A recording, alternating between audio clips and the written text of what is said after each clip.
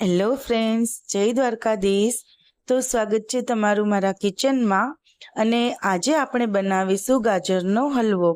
તો ગાજરનો હલવો તો બધાયના ઘરમાં બનતો જ હોય છે, પણ તમે એકવાર આ રીતે ટ્રાય કરજો।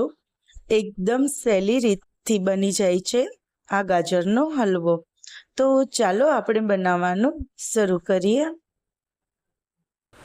તો મેં અહીંયા 500 ગ્રામ ગાજર લીધા છે, જે આ લાલ ગાજર હોય છે તે મેં લીધા છે।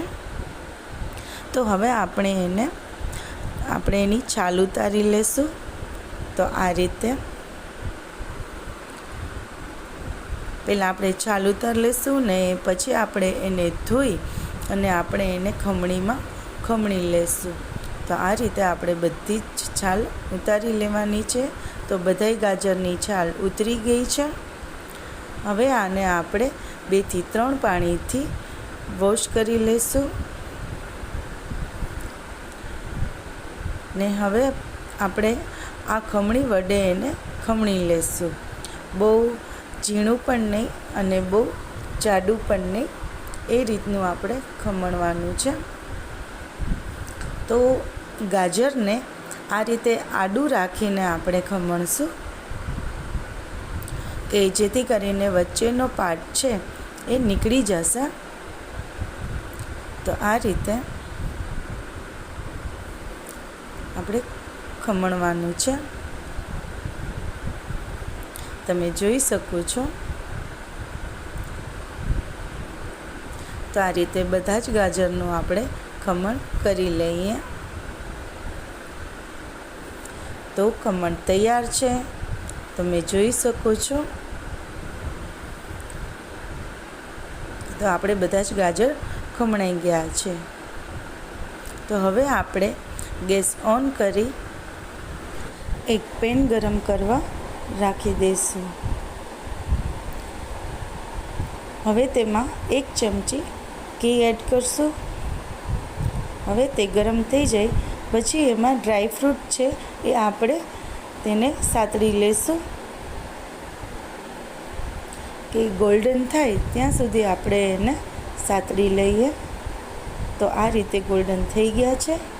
હવે આપણે એને એક બાઉલમાં કાઢી અને એમાં 2 થી 3 ચમચી ઘી એડ કરશું અને એમાં જે આપણું ગાજરનું ખમણ છે એને આપણે સાતળી લઈએ। તો આ બધું જ ગાજરનું ખમણ એમાં એડ કરી દઈશું। ઘી ગરમ થઈ ગયું છે, તો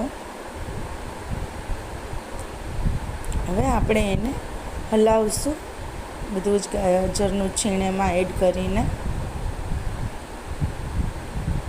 અને 10 થી 15 મિનિટ માટે આપણે એને સાતળશું।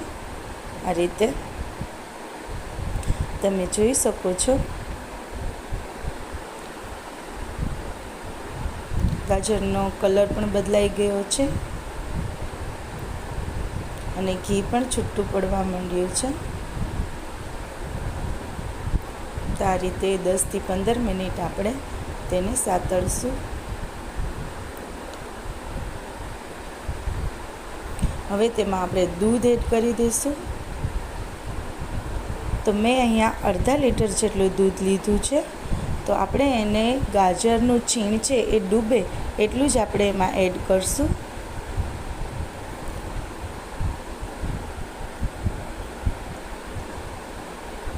અને હવે એમાં આપણે ખાંડ પણ એડ કરી દઈશું, કેમ કે આમાં આપણે ખાંડ છે એ જાળવીને એડ કરશું, કેમ કે આ ગાજર છે એ થોડા મીઠા હોય છે એટલા માટે।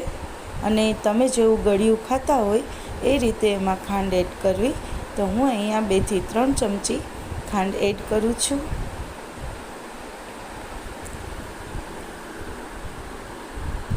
હવે આપણે એને મિક્સ કરી લઈશું, કેમ કે આપણે આમાં પહેલાં ખાંડ એટલા માટે ઉમેરી છે કે આપણે દૂધ પણ એમાં આપણે બળી જશે અને ખાંડનું પણ પાણી થશે, એટલે આપણે એ બંને આમાં મિક્સ થઈ જાય અને ખાંડ સરસ એમાં એકદમ મિક્સ થઈ જાય ગાજરના છીણ ભેગી।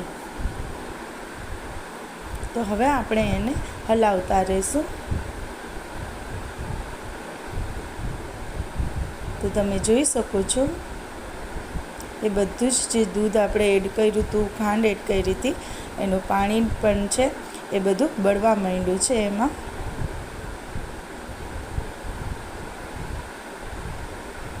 હવે આપણે એમાં મલાઈ એડ કરશું.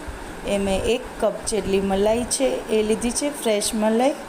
તે એમાં એડ કરી દઈશું અને એને મિક્સ કરી લેશું.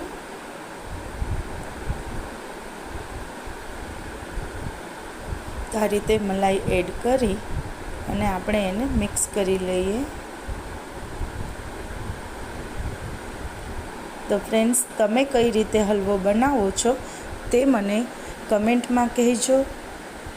અને જો આ રીતે ન બનાવ્યો હોય તો એકવાર જરૂરથી ટ્રાય કરજો. બહુ સરસ બને છે આ રીતે. તો તમે જોઈ શકો છો કે બધું જ દૂધ બળી ગયું છે એમાં. અને હજી આપણે એને થોડીક વાર હલાવતા રહેવાનું છે. તો ફ્રેન્ડ્સ, તમે જોઈ શકો છો દૂધ અને મલાઈનું જે એમાં દૂધ હતું એ બધું એમાં બળી ગયું છે અને ઘી પણ છૂટું પડી ગયું છે અને આપણો હલવો તૈયાર થવા આવ્યો છે.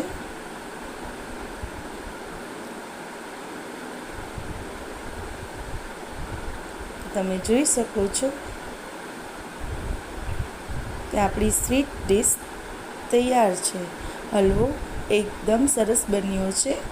તો તમારા અનુભવ મને કમેન્ટમાં કહેજો કે આ રેસીપી તમને કેવી લાગી.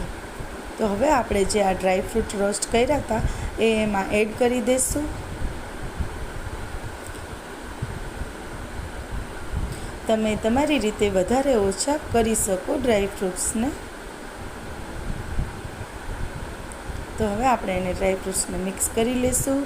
ને જુઓ ફ્રેન્ડ્સ, એમાં ઘી પણ છૂટું પડવા માંડ્યું છે અને આપણો હલવો તૈયાર છે.